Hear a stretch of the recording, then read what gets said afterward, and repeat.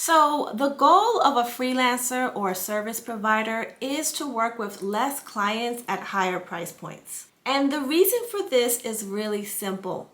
When you work with less clients, you'll have less stress because you can make more money when you charge higher prices. But in order to attract high paying clients, you really have to understand how they think. You also need to change your mindset about raising your prices. In this video, I'm going to explain the mindset behind how higher paying clients think so that it's easier for you to sell your services to them. All right, so let's talk about charging higher prices. In order to charge higher prices, you need to understand the mindset of high-paying clients. You also need the right mindset yourself to sell at higher prices. Qualities of the high-paying client. So you want to know like how they think, and you want to know how to spot it, how to spot a high-paying client. But you also want to have a good screening process in place so that when someone applies to work with you in your one-to-one offer or even a group coaching program, you have a way to screen people out so that you're not getting on the call with someone who doesn't qualify, who doesn't have the budget to pay you higher prices. So one of the things you need to understand is the way that they think. So a higher paying client who wants to invest thousands of dollars, who's willing to invest that much, they are going to be purchasing on value, not on price. So what this means is they care more about the outcome they're going to receive. They're not looking for a bargain price. Like they're not like, oh, I'm only going to buy cheap things. They're like, I want to get my problem solved. That's what I want. How can you solve my problem? If you can convince them that you are able to solve their problem, right? And this is why you have to message and position your offer the right way. They will gladly invest with you. They will find the money. They will, people have savings. People who manage their money they have access to capital. They have a way to invest on the things they really find valuable or and very, very important to them. Things that are a priority to them, right? So you have to make sure that you're communicating and you can articulate and explain the value and the outcome that you're going to help your client achieve when they work with you.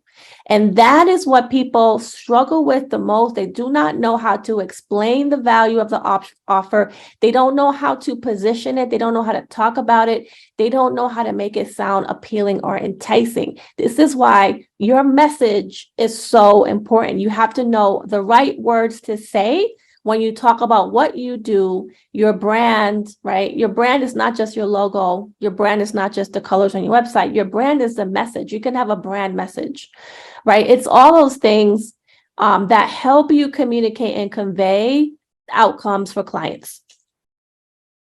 Now, the other thing is high-paying clients also will invest a lot of money for convenience and to skip, like, for example, to skip ahead of the line, or for some type of VIP service, okay? So right now, what a lot of people want is they really want, and honestly, I'm going to tell you right now, people love right now, especially where the climate we're in, people really want to work with people one-to-one, okay? So this is why if you have a one-to-one offer where you're doing one-on-one coaching, or you're doing a group, if you're doing done for you services, or even a group coaching program where you can give people access to you like one-to-one, people are going to sign up for that more than anything else, because people really want to have someone to talk to. They want to feel that they're going to be taken care of. So a lot of times people will pay more money if they can skip ahead of the line. What that means is they can talk to you. They can get you to look at their business or help them with whatever it is that you help people with, right? It doesn't have to just be B2B. It could be, helping people get a new career or excel or get a better paying job, whatever it is that you help people with. So if they can somehow accelerate the process of transforming their life or business, they'll pay more money, okay? So it's kind of like people who fly business class, or people who pay more money to, be part of a special VIP offer with a luxury hotel, like they get exclusive access to things. They'll pay more money for that. This is how luxury and affluent buyers think. The other thing is they will pay more money to an expert who they really trust. So this is why you have to create trust with a potential client. And that's why your marketing and the message, the way you talk about your offers is very important, even before you get them on a sales call to sell your offer. So this is why if you're using like LinkedIn or Facebook or Instagram or any online platform, the marketing message is so important because the marketing you're going to do is going to sell people before they get on a call. My goal, whenever I sell my offers, I try my hardest to explain everything up front in content, my videos, my posts on Facebook or Instagram or LinkedIn, wherever I'm posting, it could be YouTube.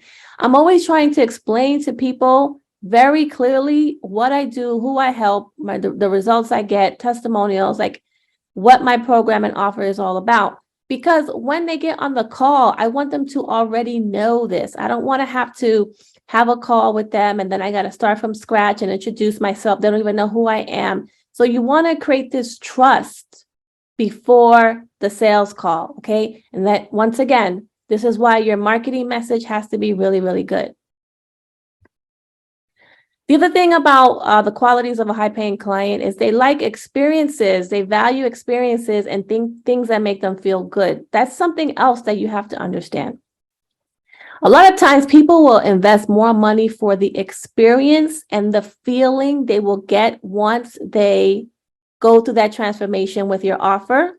So when you start doing your marketing, you have to market the outcome, the dream situation, okay? And I go into a lot of detail with the marketing to the dream, marketing to the outcome, marketing to the vision. I do have a coaching program where we help people with this, but this is a core thing you have to convey in all of your messaging. So that when they get on a call with you, you're just going to help them see the vision even clearer, and then you can get them to easily buy from you. So you have to know how to explain the experience and the outcome, the dream situation, because right now, most of the time, and I can tell you right now, people typically buy for two reasons. They're going to buy to solve a problem or to feel good. Okay, people, they'll pay more money to feel good. So you can put both of those things in your marketing. And that's why it's so important that you have the right message.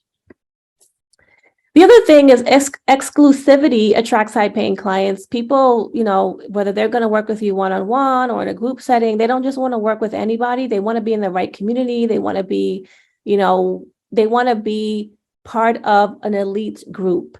So when you have an application process where you're screening people out, that is very important. There's also other ways to create exclusivity in your marketing, right? The way that you talk about your offer. Hey, it's not for everyone, it's for certain people. And your offers really shouldn't be for everyone. And especially when you're charging high-paying premium offers, you are charging premium rates. Now, this is the reason why. You can't help everybody, okay? You cannot help everyone. Certain people, when they work with you, are going to get better results versus others. So you need to be clear about who your offer is for and who your offer is not for. So becoming exclusive, today, I didn't drink my coffee. All right, becoming exclusive requires that you're going to get clear about who your ideal client is, okay? You have to be clear about who they are. And like I said, you don't just want to work with anyone. You want to let potential clients know that you don't just take on anyone as a client. You're not for everyone. You want to focus on those who are serious about growing their business or changing their life in some type of way, and they're willing to invest top dollar for it. So one of the things you have to do is you have to really know your ideal client and describe them in a lot of detail. When you know them really well, it's very easy to market and sell to them, right? What type of business do they have? Can you can work with several different industries, several different types of people in different situations. How much money does their business make? Or if you're helping people like outside of B2B, maybe you're helping people get a better career, or you're helping people get their health together. You need to be clear about their income bracket, because, even if you're selling, like, let's say you're a fitness coach and you're trying to help people lose weight or get in shape or get healthier, you want to get people on the phone for your program who can invest with you, right? So you want to screen, you have to write this out so you can screen the people out and you can charge those premium rates. All right. So client avatar is like being clear about what industry or what demographic, age range, income, minimum requires to work with you. So like if you're in B2B, you can say we only work with businesses generating over 250K in annual revenue, right? This is really important for those of you who are doing done for you services. So like freelancers, people who do social media, digital marketing, web design, copywriting, PR, communications, people who do done for you, even like OBMs, online business managers, even VAs. You may want to work with people who are more established. So you can also have multiple client avatars for different types of offers. The other thing is you have to know their pain points really, really, really well, because when you understand their problems and pain points, they'll easily know. They'll be like, okay, yep, this person, Sonia, she is the one for me because she knows what I'm struggling with. So she has the solution. Because when you know their pain points, you can provide the right solutions for them. Okay. So what are some of the pain points, issues they're struggling with? How can your offer provide that solution and transform them and help them get out of the pain and help them to feel good finally? What keeps them up at night? What do they worry about? People will pay a lot of money to fix important problems, and that's what you want to learn to sell to. When you know your ideal client's pain points, it will be very, very easy to sell to them. And not only that, when you identify the pain points, you can also identify the opposite of pain points, which is how would they like to feel? What is their dream vision for their life? What would be an ideal day in their life? What do they want to what do they want to ideally be doing with their time? Because when you know the pain points, now you know the better solution. What is the better situation that they can be in? So you have to also believe in what you're selling, and you need to be confident about it. It's like if you don't believe in your offer, the potential client is not going to believe in your offer as well. If you don't believe in what you're selling, you have to sell what you truly believe in. It's a lot easier to sell on something you're excited about, and you also want to be confident about it. And you have to examine your limiting beliefs about money. And I want to tell you about this term, limiting beliefs. Okay. Some people can abuse that term, limiting beliefs. And so I'm not using it in that situation. When I say limiting beliefs, it's really just negative self-talk about money, right? You could be holding yourself back by making assumptions about what people are willing to invest in. That's what I mean when I say limiting thought beliefs. And I mean, it is valid. I mean, sometimes we are our own worst enemy. We are our own worst enemy. We hold ourselves back because we're thinking negative before anything has ever happened. Okay. We're like, oh, what if they say no? Oh, what if I'm not good enough? What if this and this and that? So you do have to work on your mindset. It's really important.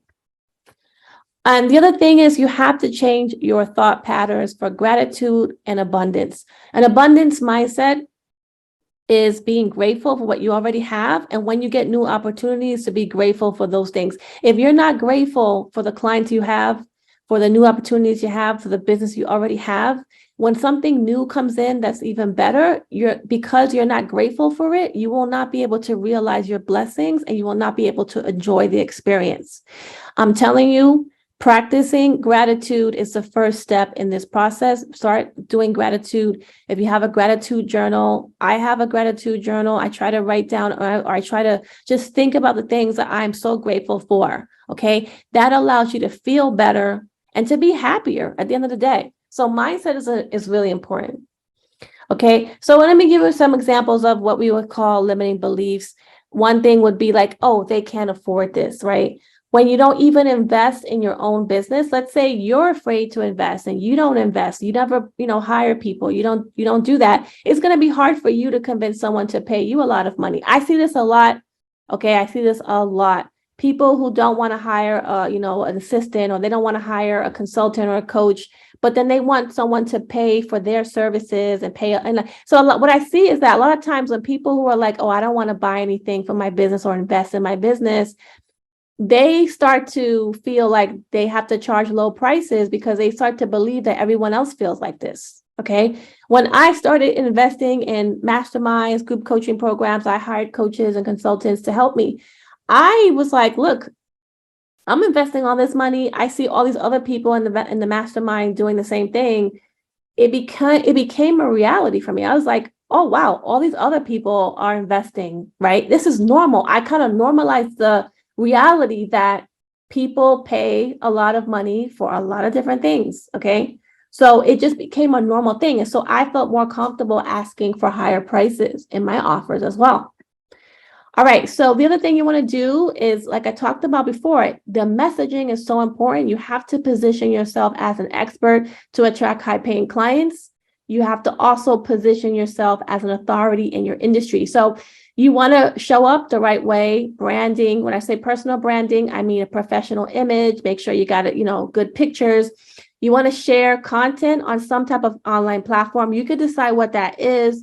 If you're in the B2B done for you services, definitely want to be on LinkedIn. If you're a coach or consultant, you want to have a presence on Facebook, Instagram, YouTube. You can actually repurpose a lot of your content. So you can create one piece of content and distribute it to multiple platforms using the right types of tools. So it's not as hard as you think. And the other thing is you want to be featured. You want to have, people, you can be a podcast guest. When I was growing my agency, I did podcasting. I was a guest being interviewed on other people's podcasts, and that really helped me attract people to my offers as well. So it's just like one way to do it. There's a lot of different ways to do it besides that. All right, so we're going to talk about in the next video what a client funnel is and the different components of having a client funnel in your business. So a client funnel in this scenario is a sales funnel, but it's more so for people who do services. So it's a little bit different when you are a service provider, how to create these different funnels in your business. So I'm excited. Make sure you watch the next video.